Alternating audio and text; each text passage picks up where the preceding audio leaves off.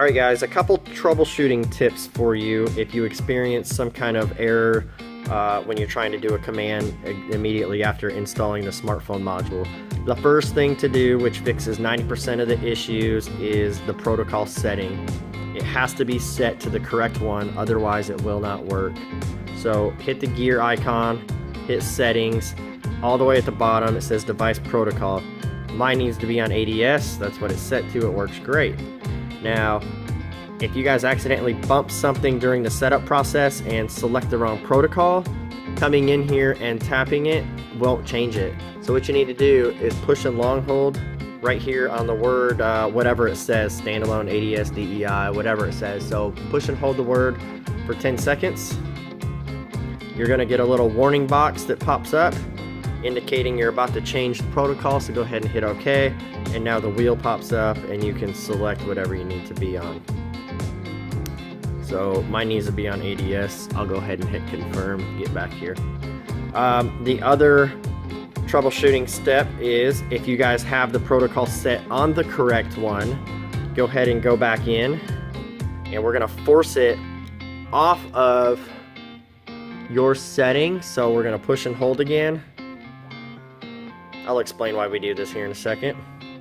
Hit OK. And now select something that you're not supposed to be on. So I usually have people just go to standalone. Click standalone, hit confirm, hit OK. And now we're gonna give it about 5 minutes. So what it's doing is changing the protocol setting in the smartphone module. After 5 minutes, we're gonna come in and do it again. But this time, we're gonna go ahead and put it back on the proper protocol for your application. So obviously on mine, like I said, we're gonna go to ADS, so it's there. I'm gonna hit confirm. I'm gonna hit OK, and then I'm gonna let it sit for 5 minutes. And basically what this does is, sometimes during the installation process and syncing up to your remote start, it doesn't always lock the protocol setting into the firmware. So what this does is it forces it to go to another protocol. We wait 5 minutes for it to sync up, and then we come back and force it onto the correct protocol, which typically fixes any kind of protocol issues other than if you had it set to the wrong one.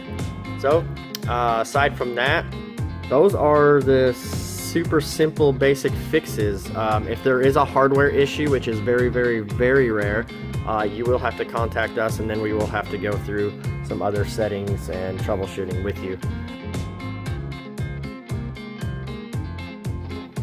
Another thing that you guys might run into with the recent update, which it is the 10th of October 2018, so this just got updated about 7 to 10 days ago. So when you download the app, get everything set up, it might prompt you to renew. Do not pay the renewal fee. The first 12 months are free of charge. You will not have to pay for this app until the first 12 months expire.